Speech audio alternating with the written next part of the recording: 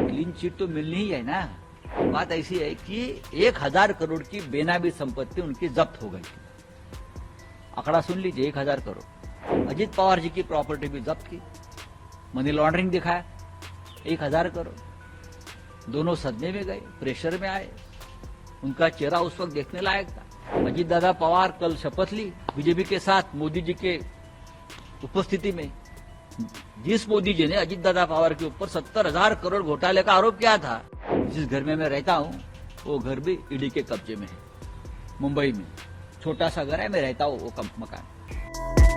महाराष्ट्र के deputy CM Ajit Pawar को बड़ी राहत मिली है। एनसीपी नेता अजित पवार की जब्त हुई संपत्तियों को इनकम टैक्स से मुक्त कर दिया गया है। लेकिन इस बीच शिवसेना यूबीटी नेता संजय राउत ने भाजपा पर निशाना साधा है। उन्होंने क्या कुछ कहा, सुनिए।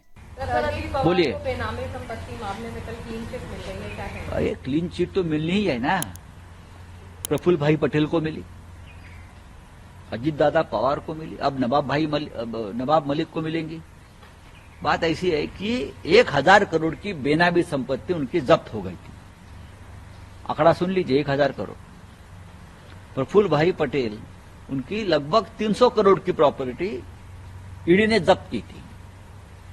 प्रफुल्ल भाई के ऊपर आरोप क्या था कि उनका दाऊद इब्राहिम से लिंक है और वो मनी लॉन्ड्रिंग हुआ है दोनों में, इकबाल मिर्ची, और उससे वो प्रॉपर्टी खरीदी। हम बोलते थे गलत है, यह आरोप गलत है। अजीत पवार जी की प्रॉपर्टी भी जब्त की, मनी लॉन्ड्रिंग दिखाया, 1000 करोड़। दोनों सदमे में गए, प्रेशर में आए। उनका चेहरा उस वक्त देखने लायक था, लेकिन बीजेपी में चले गए।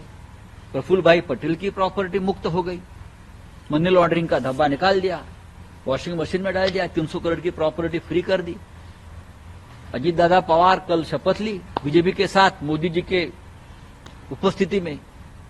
जिस मोदी जी ने अजीत दादा पवार के ऊपर 70,000 करोड़ घोटाले का आरोप किया था, सिंचन घोटाला, और उसी पैसे से ये प्रॉपर्टी लिया, ऐसा आरोप था उनके ऊपर।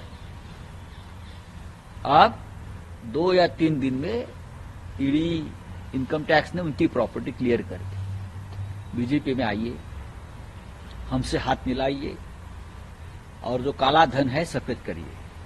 वहां पार्लियामेंट में 50,000 रुपए का एक बंडल मिल गया तो हंगामा होता है, या 1,000, 2,000 करोड़ का ब्लैक मनी से जो बनाई हुई प्रॉपर्टी आपने क्लियर कर दी।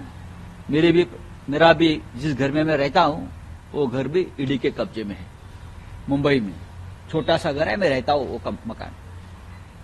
कोई मनी लॉन्ड्रिंग का केस नहीं है, सेशन कोर्ट ने क्लियर कहा है। मैं बोल रहा हूं, मैं और मेरे बच्चे उस घर में रहते हो, वो घर क्लियर कर दीजिए। मुझे बोलता है बीजेपी में आइए, ये खेल चल रहा है। हमने कहा आप लीजिए घर, मैं पार्टी नहीं छोड़ूंगा।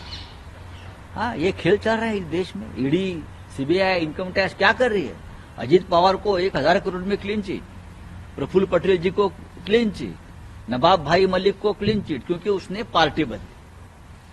हमने पार्टी नहीं बदली।